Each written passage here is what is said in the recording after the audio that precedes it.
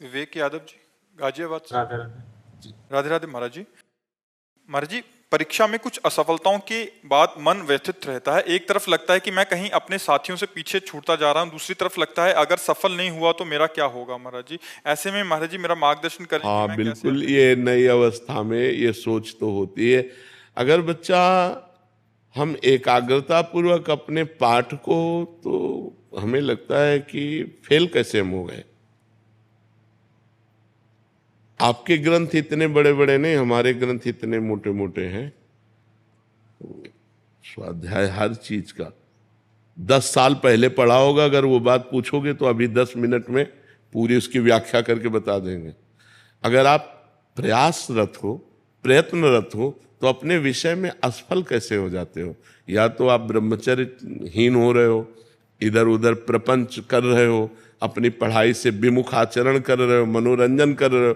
नहीं तो बच्चा, अपने चैप्टर को हमें 1 साल दिया जाता है, 1 वर्ष दिया जाता है अपने चैप्टर को कंठस्थ करने के लिए, पुष्ट करने के लिए।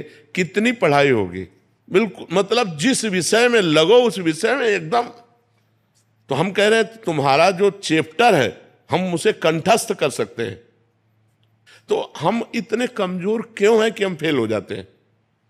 अगर ये हो कि भाई टीचर कोई पक्षपात करता है तो बात अलग है, नहीं तो हम फेल क्यों हो जाते हैं। कहीं ना कहीं हम गलत हैं। हम अपनी गलती को सुधारें। और असफलता मिलना सफलता का एक प्रतीक है कि हमें और जोश आना चाहिए। आप जीवन में कभी असफल नहीं होंगे। रात दिन पढ़ाई करो, ब्रह्मचर्य से रहो, भगवान का नाम जप करो, माता पिता की आराधना करो। कौन सी उन्नति जो तुम्हारे चरणन चूम ले, कौन सी उन्नति जो चरणन चूम ले।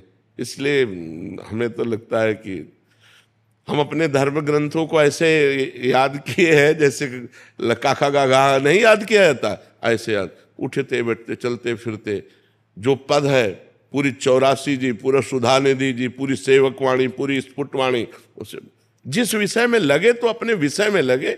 जिस विषय में लगे तो एकदम लगे। तो आप फेल कैसे हो गए। अपने विषय का ज्ञान आपको क्यों नहीं है। ऐसा तो कोई चैप्टर प्रश्न दिया नहीं जाता जो क्लास का ना हो। मान लो आप 12वीं में हैं तो 12वीं के क्लास के अंतर्गत ही आपको दिया जाएगा। ऐसा नहीं है कि आपको आगे का दिया जाए। आप जितनी क्लास में पहुंचते जाएंगे योग्यता, उतना ही आपको प्रश्न दिया जाएगा। तो हमको अपने चैप्टर को घुस करके घुन की तरह लगना चाहिए। जैसे गेहूं में घुन लग जाता है ना, पूरा खोखला कर देता है, ऐसे में अपने चैप्टर में लग करके पूरे चैप्टर को अपने माइंड पे बैठा लेना चाहिए। हमारा माइंड बहुत विस्तार से है, अनंत जन्मों के संस्कार भरे हुए हैं।